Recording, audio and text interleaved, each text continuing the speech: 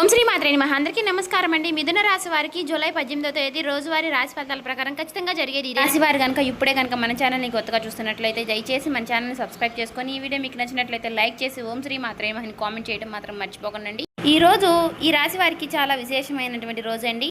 ఈ రోజు పాటించవలసినటువంటి ఒక చిన్న పూజ పరిహారం గురించి చెప్తానండి. తప్పకుండా ఈ వీడియోని ఎక్కడ కూడా స్కిప్ చేయకుండా చివరి వరకు చూడండి.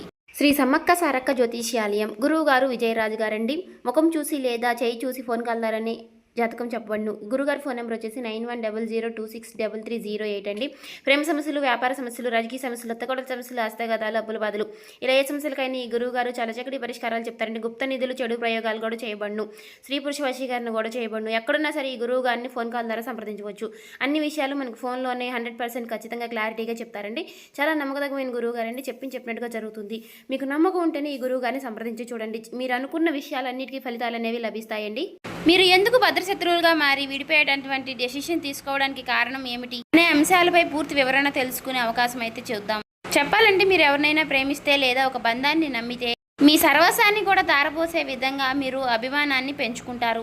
పైకి మీరు ఎంత గంభీరంగా కనిపించినా లోపల మాత్రం పంతాల కోసం పోకుండా చాలా చక్కగా అందరినీ ఆప్యాయతతో పలకరిస్తారండి. అలాగే మీలో ఉన్నటువంటి గొప్ప గుణం ఏమిటి అంటే కనుక ఎదుటి వారికి వారు మిమ్మల్ని అర్థం చేసుకోకపోయినా ప్రవర్తించినా సరే వారిని మీరు అర్థం చేసుకుని సర్దుకుపోతూ ప్రవర్తిస్తూ ఉంటారండి.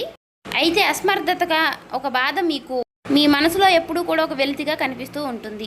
అంటే నేను ఎదుటి వ్యక్తుల్ని ఇంతగా బాగా నమ్ముతున్నాను, వారిపై అభిమానాన్ని ఎక్కువగా చూపిస్తున్నాను, కానీ వారు మాత్రం నన్ను ఎందుకు అపార్థం చేసుకుంటున్నారు, నన్ను ఎందుకు ప్రేమించటం లేదు అనే అంశంపై మీ మనసులో ఎప్పుడూ ఒక బాధ అనేది కలిగి ఉంటుంది. అది మీ యొక్క అమాయకత్వమనే చెప్పుకోవాలి. ఎందుకంటే మీకులాగా అందరూ మంచి వాళ్ళే ఉంటారని అనుకుంటూ వారి చేతుల్లో మీరు గతంలో ఎన్నిసార్లు మోసపోయినప్పటికీ కూడా అన్నీ మర్చిపోయి మీరు అందరినీ నమ్ముతూ ఉంటారు మన వాళ్ళే అని చెప్పేసి. ఎవరినైనా సరే గుడ్డిగా నమ్మేస్తూ ఉంటారు. ఆ నమ్మకమే ఇప్పుడు మీ పాలిట శాపంలాగా మారింది. మీరు ఎవరికైతే ప్రాణం ఇచ్చారో వారే మీ ప్రాణాన్ని తీసే అంత పని చేయబోతున్నారు. ముఖ్యంగా ఈ బంధం ఒక రోజులో దూరం కావడం లేదు. గత కొన్ని నెలలుగా, కొన్ని సంవత్సరాలుగా ఆ పొరపాట్లు, ఆ క్షణం మీకు కొన్ని వస్తూనే ఉన్నాయండి. తరచు మీరు గమనిస్తూ ఉన్నప్పటికీ కూడా ఆ బంధాన్ని మీరు దూరం చేసుకోవడం ఇష్టం లేక తరచు మీరే సర్దుకుంటూ వెళ్తున్నారు.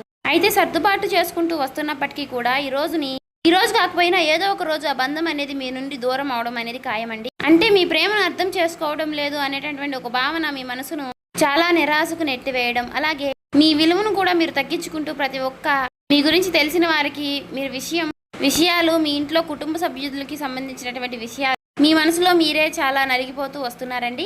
అంతా బాగుంటుందిలే, అంతా సమృద్ధిగా నయమవుతుందిలే, మేమంతా కలిసి బాగుంటామని చెప్పేసి మీరు ఆశించారు.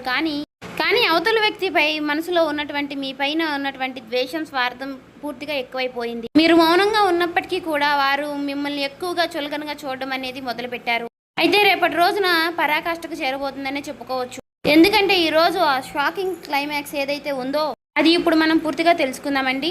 ఈ రోజు 8 గంటల 10 నిమిషాల లోపు ఆ బంధం మీ నుండి ఎలా దూరం అవుతుంది అంటే ఇది మీరు ఊహించని విధంగా ఒక ట్విస్ట్ లాగా జరుగుతుంది. అంటే మీ యొక్క ఆత్మమిత్రులు ఎవరైనా కావచ్చు, మీకు బాగా తెలిసినటువంటి ఒక స్నేహితుడు, ఒక స్నేహితురాలు, అలాగే మీరు ఇన్నాళ్లుగా మీరు ఆరాధిస్తున్నటువంటి ఒక ప్రేమ బంధం కూడా కావచ్చండి. ఈ రోజున 8 గంటల తర్వాత మీరు ఒక నిజాన్ని అయితే తెలుసుకుంటారు. ఆ వ్యక్తి ఇన్ని రోజులుగా మిమ్మల్ని వాడుకుంటున్నారని, కేవలం లేదా మీ వెనకాల గోతులు తవ్వుతున్నారని కొన్ని సాక్ష్యాలతో సహా మీకు పూర్తిగా అర్థమవుతుంది. భిన్నంగా చెప్పాలి అంటే ఒక ఫోన్ కాల్ కానీ లేదా ఒక వ్యక్తి ద్వారా మీకు తెలిసేటటువంటి ఒక విషయం వలన ఆ మాటల యుద్ధం అనేది మీకు అలా జరుగుతూ ఉంటుంది.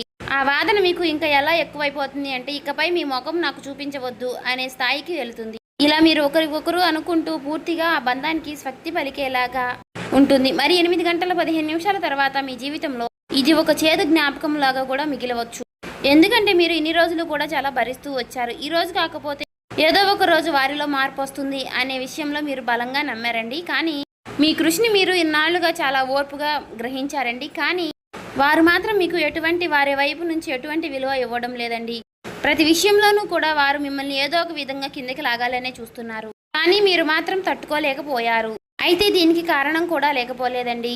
అయితే దీనికి కారణం ఏమిటి అంటే ఒక మధ్య వ్యక్తి చేసినటువంటి నమ్మక ద్రోహం అని చెప్పుకోవాలి. అంతటికీ కారణం ఏమిటంటే డబ్బు, ఈర్ష్య, మీరు బాగా పైకి వస్తున్నారనేటువంటి ఒక కారణం కూడా అయి ఉండవచ్చు. అయితే వారికంటే మీరు బాగా సెటిల్ అవుతున్నారో అనో లేదంటే మీకు వచ్చేటటువంటి మంచి పేరును చూసి తట్టుకోలేక మీరు ఎవరికైతే కష్టకాలంలో అండగా నిలబడ్డారో వారే తిరిగి మిమ్మల్ని గుండెల మీద తన్నడం, ఇదంతా తిరిగి మీరు తిరిగి మీ మనసుకు చాలా లోటైనటువంటి విషాదాన్ని కలిగిస్తుంది. అయితే ఆ వ్యక్తి మీ పతనాన్ని కోరుకుంటూ కొంతమంది శత్రువులతో సైతం చేతులు కలిపి మీకు అలాగే మిమ్మల్ని మీ మనసుతో ఆడుకోవడానికి అయితే మీరు గుర్తుపెట్టుకోండి. మీరు బాధపడాల్సిన అవసరం అయితే లేదండి. అన్నీ కూడా ఫేస్ చేస్తూ మీరు ఉంటున్నటువంటి ఒక గొప్ప వీరులుగా మిమ్మల్ని చెప్పుకోవచ్చు.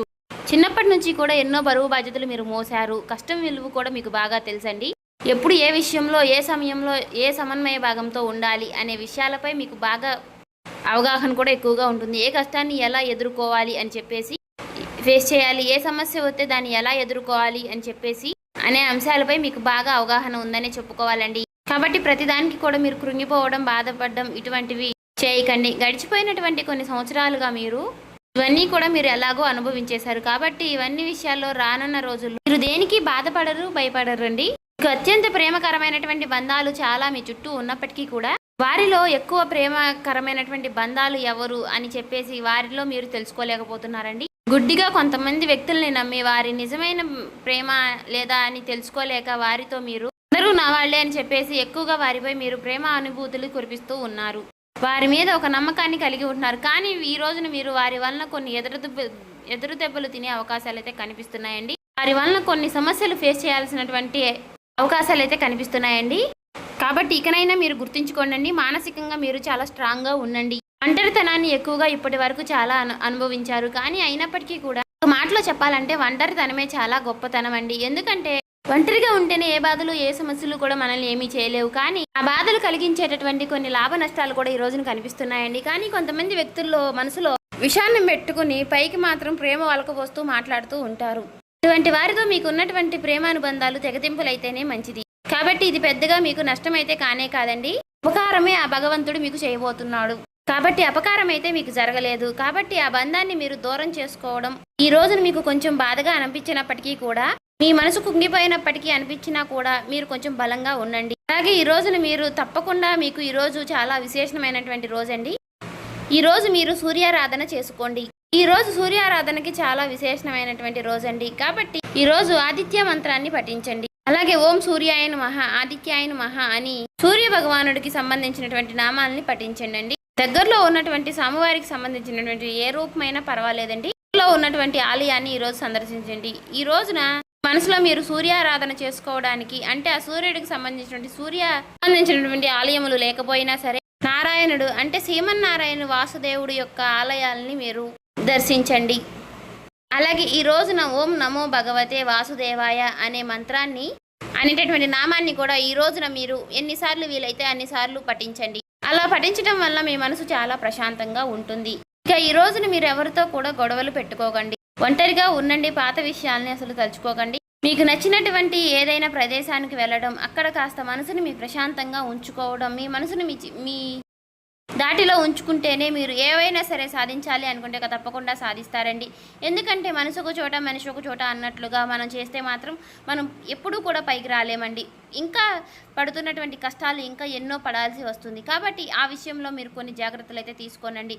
అలాగే గురు ఆలయానికి వెళ్ళండి.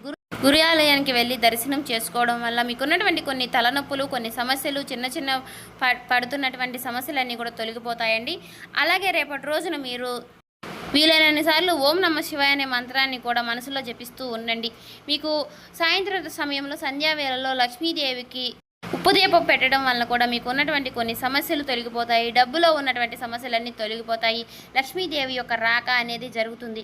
మేము ఎన్ని పనులు చేసినా సరే, ఎంత కష్టపడినా సరే మాకు చేతిలో చిల్లి గవ్వ కూడా మిగలడం లేదండి అనే వారికి ఈ ఉప్పు పరిహారం అనేది చాలా బాగా పనికి వస్తుంది. అలాగే మీరు గుమ్మం బయట వైపు కుడివైపున ఎద్దు పటం ఉన్నటువంటి ఒక ఫోటో ఫ్రేమ్ని మీరు గుమ్మం బయట కుడివైపున పెట్టుకుంటే మాత్రం లక్ష్మీదేవి యొక్క రాక అంటే మనకి ఎద్దుని గోమాతని అని పోలుస్తారు కాబట్టి మీకు లక్ష్మీదేవి యొక్క రాక అనేది జరుగుతుంది. ఇంట్లో ఉన్నటువంటి నెగిటివిటీ అంతా పోతుంది, పాజిటివిటీ పాస్ అవుతుంది.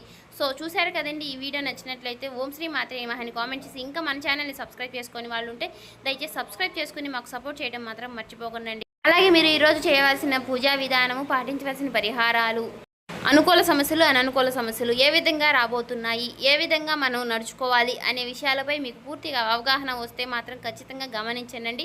మేము ఇదైతే కల్పితంగా చెప్పింది అయితే కాదండి. మీ రాశి ఫలితాల ప్రకారం మీకు సంబంధించినటువంటి కొన్ని పరిహారాల గురించి అయితే కూడా చెప్పాం కదండి. మీరు ఖచ్చితంగా వాటిని కనుక పాటిస్తే మాత్రం మీకు ఉన్నటువంటి సమస్యలు కూడా తొలగిపోయే అవకాశాలు అయితే కనిపిస్తున్నాయండి. ఒకే మొత్తంలో మనకి పెద్ద ఆస్తులు వచ్చి పడాలి, పెద్ద డబ్బు ధనాలు వచ్చి పడాలి అనుకుంటే మాత్రం అవ్వదండి. ఏదైనా సరే మనం కష్టపడే కొద్దిగా మనకు చేతికి వచ్చే అవకాశాలు కనిపిస్తాయి. కాబట్టి మనం తక్కువ కష్టపడి ఎక్కువ సంపాదన రావాలి, ఎక్కువ మనం ధనవంతులు అయిపోవాలి అనుకుంటే మాత్రం కుదరదండి. ఈ రోజులు బట్టి ఎవరితో ఎలా ఉండాలి అనే ఒక విషయం కూడా మీరు బాగా గుర్తుపెట్టుకోండి. అందరూ మన వాళ్ళని నమ్మేసి మాత్రం అందరికీ చెప్పకండి.